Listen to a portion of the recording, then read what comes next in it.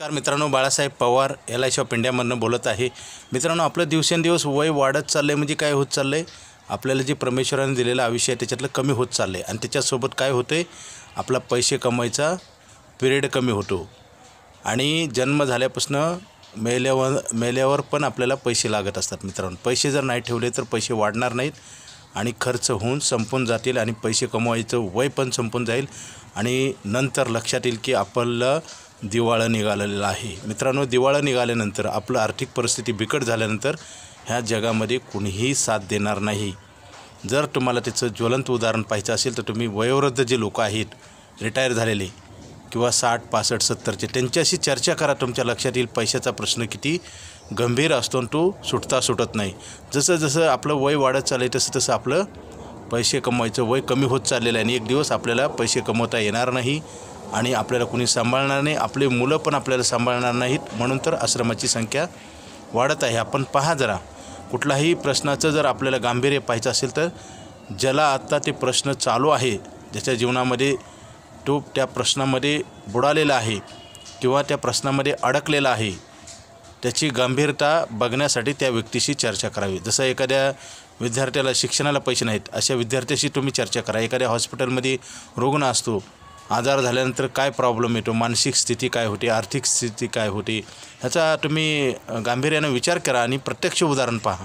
आपण त्या गोष्टीचं गांभीर्य न घेतल्यामुळेच आपण प्लॅनिंग करत नाही, प्लॅनिंग न केल्यामुळे आपल्याला त्यांच्यासारखे वाईट दिवस येतात। एखादा माणूस आर्थिक अडचणीत अडकला असेल तर आपण तो कसा अडकला, काय हलगर्जीपणा केला, दुर्लक्ष केल्यामुळेच हा प्रॉब्लेम आला, हे लक्षात घेऊन आपण प्लॅनिंग केलं पाहिजे। मित्रांनो, काय होतं, दिवस हळूहळू निघून जातात, सुखाचे दिवस लवकर जातात, दुःखाचे दिवस फार वाईट असतात। मित्रांनो, ते ज्यावेळेस तुमच्या नशिबाला येईल त्यावेळेस तुम्हाला त्याचं महत्त्व कळेल। असं करू नका। आज आता ताबडतोब मला फोन करा। माझा मोबाईल नंबर 9890468671।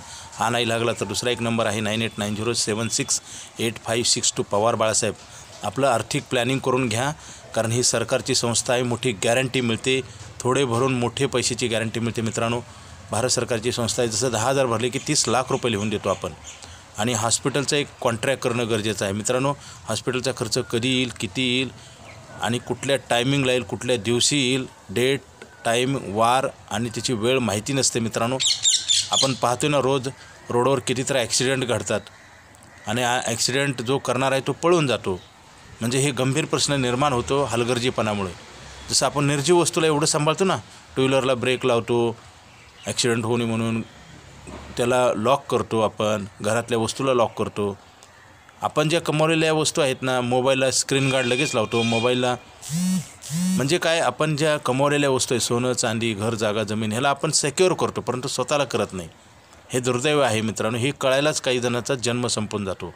मित्रांनो, केलेल्या चुकाची गंभीर परिणाम भोगावे लागतात। जसं एखाद्या विद्यार्थ्याला एक मार्क कमी पडला तर परत मार्क तुम्हाला घेता येत नाही, डोनेशन भरावं लागतं, नोकरी मिळत नाही।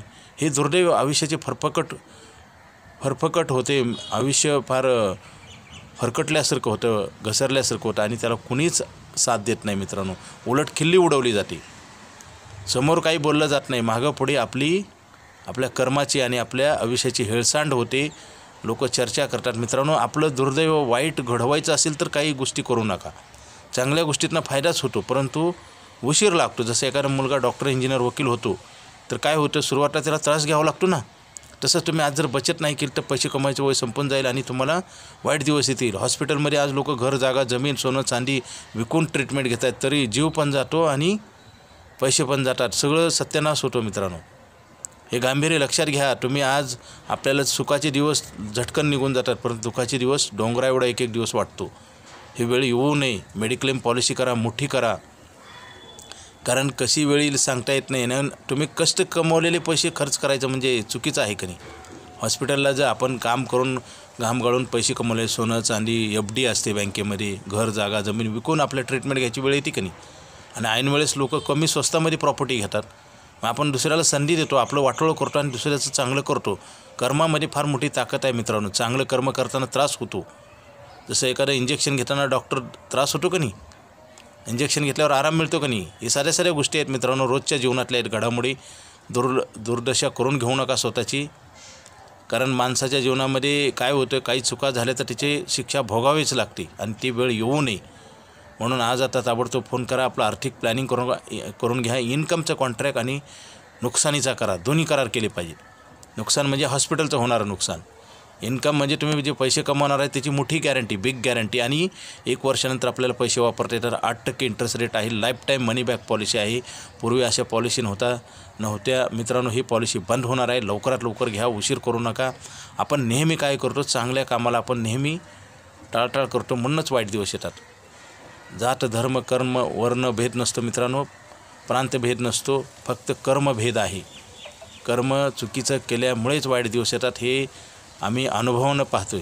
आपण चांगल्या गोष्टी जर नाही केल्या तर वाईट गोष्टी नक्की घडत असतात. एखाद्या विद्यार्थ्याने अभ्यास नाही केला तर मार्क मिळून नापास नक्की तयार होतो. शेतकऱ्याने पेरणी नाही केलं तर गवत उगवतं. धरणाची दारं नाही अडवली तर पाणी प्यायला मिळणार नाही. म्हणजे वेळेला फार महत्त्व असतं मित्रांनो. वेळ ही परमेश्वराने दिलेली देणगी आहे. प्रत्येकाला 24 तासाचा दिवस आहे. असं परमेश्वरानं मतभेद केलेला नाही. एकाला गरिबाला 8 तासाचा दिवस आणि श्रीमंताला 24 तासाचा. निसर्गाने काही भरभरून दिलेला आहे, परंतु त्याचा योग्य वापर आणि योग्य वेळ न आपण पाळल्यामुळंच वाईट दिवस येतात. माणसाला जी वाईट दिवस येतात ना, कर्माचा भाग फार मोठा आहे मित्रांनो, नशिबाचा भाग छोटा आहे. आणि आपण नशिबावर दोष देऊन आपल्याला आपण आपलं कसं खरं आहे आणि आपलं कुठं चुकलंच नाही असं सिद्ध करायचा प्रयत्न करतो. बरेच माणसं म्हणतात ना आमच्या नशिबात नव्हतं. मित्रांनो, कमजोर प्रयत्न करायचं, कमजोर विचार करायचं, कमजोर प्लॅनिंग करायचं आणि नशिबावर खापर फोडायचे, हे कुठल्या हिशोबात बसतं मला सांगा.